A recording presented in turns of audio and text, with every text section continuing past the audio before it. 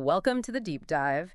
Today we're plunging into something really specific, how leading healthcare and life science organizations, how they actually innovate, not just talk about it. Right. How they turn those great ideas into, well, measurable results. It's a huge challenge. Exactly. And our sources for this, we've got excerpts from an article in a newsletter. They focus on New Horizon Medical Innovations and this exclusive workshop series they run. So our mission really is to unpack their approach. It's described as systematic, evidence-based, trying to bridge that gap, between wanting to innovate and actually doing it effectively in healthcare. Which is such a critical area. Yeah. Because you've got executives under, constant pressure, Yeah. drive innovation, but deal with complex regulations, new tech popping up, shifting markets. It's a lot. And what the sources really highlight is, despite spending a lot, many just struggle. They struggle to systematically get from idea to actual business growth or, better patient outcomes. So this program we're looking at, it's designed precisely for that gap. That's the idea. Yeah. It's built to address that specific execution problem. Okay, let's dig into that. This innovation gap. Why is it so persistent? What are the sources saying is the real root cause? Is it just not enough ideas floating around? Well, that's the interesting part. The sources suggest it's almost never about a lack of ideas. Organizations often have plenty of creativity. Right. The real issue is what they call the gap between innovation aspirations and systematic execution. It's about having a reliable method. So consistency, structure, follow through. So exactly, and that's why this program is positioned as unlike traditional creativity-focused approaches. It's not just about brainstorming more. It's about being methodical. Yes. Methodical, structured innovation. Which brings us to the core of their solution, this Innovation 360 methodology. It's called evidence-based. What does that actually mean here? It means it's not just theory pulled out of thin air. Think of it like a diagnostic tool, but for innovation within an organization. Okay. Its foundation is pretty massive. Yeah. Insights from analysis of over 10,000 companies. 10,000? Yeah, across 105 countries. So it's this huge data set of what actually works globally. And they've adapted that specifically for healthcare? Correct. Tailored to its unique challenges, the regulatory maze, all of that. It helps you see, okay, where are we really strong? Where are the gaps compared to this global standard? Got it. So who's the person actually leading this approach? The sources mention Dr. Cassia Hein-Peters, MD, calls her a sciencepreneur, which just sounds like, science meeting business savvy. She's also an Innovation 360 licensed practitioner, gold partner, author.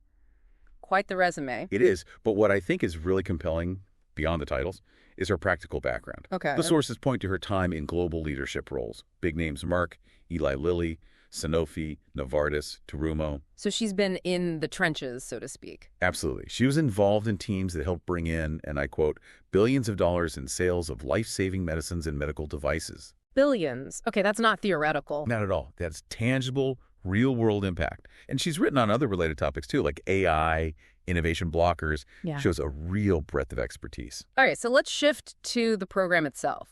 How is it actually structured? The sources say it's an invitation-only exclusive workshop series, virtual via Zoom. Yeah, 4 parts. And it's specifically aimed high senior and C-suite leaders in innovation and strategy. So very targeted. Very. And the timing is set up for global participation.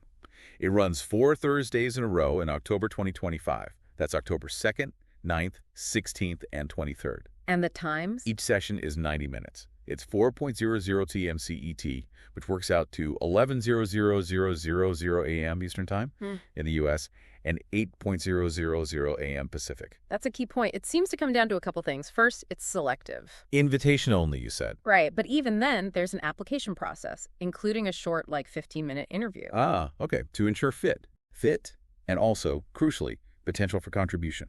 They want active participants. And they cap it maximum 12 executives per session. 12. That's small. Very intimate. Exactly. Ensures real collaboration, peer-to-peer learning.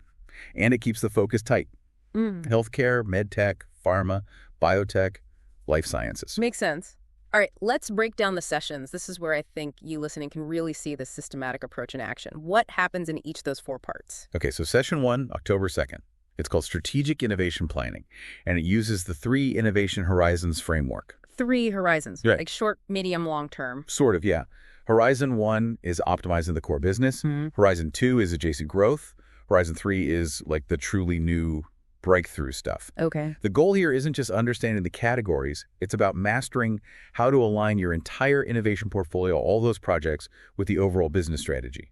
And crucially, how to actually resource and protect those riskier Horizon 2 and 3 ideas. Because those often get squeezed out by day-to-day pressures. Precisely. So it's about strategic alignment and balancing that portfolio. Got it.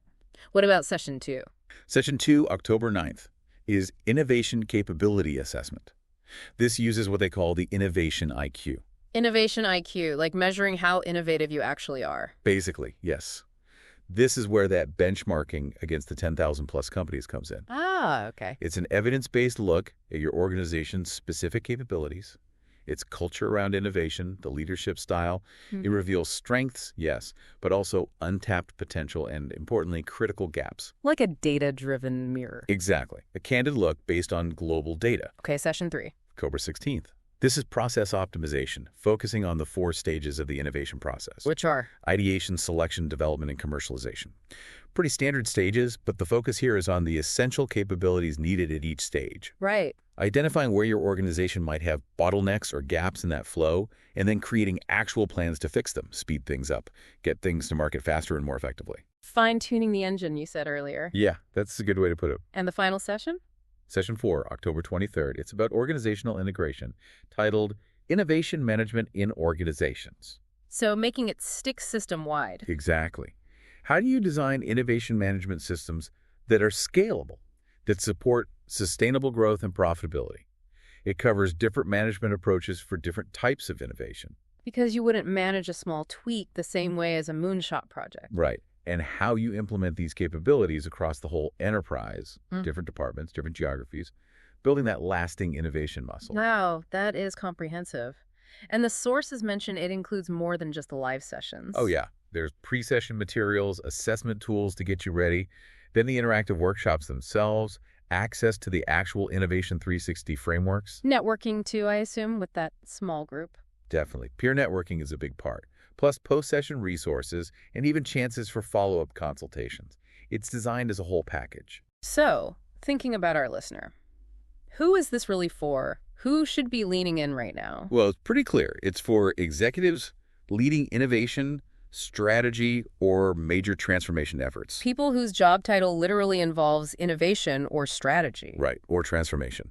People who are looking for, systematic, evidence-based ways to get better results from their innovation efforts, better success rates, faster time to market. And people who want that benchmarking to see how they stack up. Yes, definitely. If you want to benchmark your capabilities, find those blind spots, and ultimately, if you're responsible for driving growth and profit in these complex healthcare sectors, this is aimed right at you. And just to remind everyone, it's by application, including that interview step. Correct. Application and interview. Though they do mention flexibility, you can apply for the whole series or maybe just 1 or 2 specific sessions if those are most relevant to you. Okay. And if someone is interested, where do they go? The link provided the sources is https://linktr.ecasia.hein.peters. Great. So wrapping this up, this deep dive really highlights how a structured, data-driven approach like Innovation 360 offers a pathway, a way for healthcare and life science leaders to move beyond just hoping for innovation and towards systematically driving it, achieving those tangible breakthroughs. It's moving from just aspiration to actual measurable execution. Which really leaves us with a question for you, the listener. Yeah. Thinking about this program's strong emphasis on systematic execution rather than just focusing on, say, creativity. Yeah. How might adopting a similarly disciplined, data-informed framework in any field, really, not just healthcare, how might that not only speed up specific projects, but fundamentally change an organization's ability to adapt, to innovate consistently, and really thrive long-term in whatever market you're in? That's a great takeaway thought. What elements of this kind of systematic approach, this framework thinking, could you potentially apply in your own work, your own area of interest? How could you build more of that innovation muscle methodically? Something to think about. Definitely. Thanks for diving deep with us today.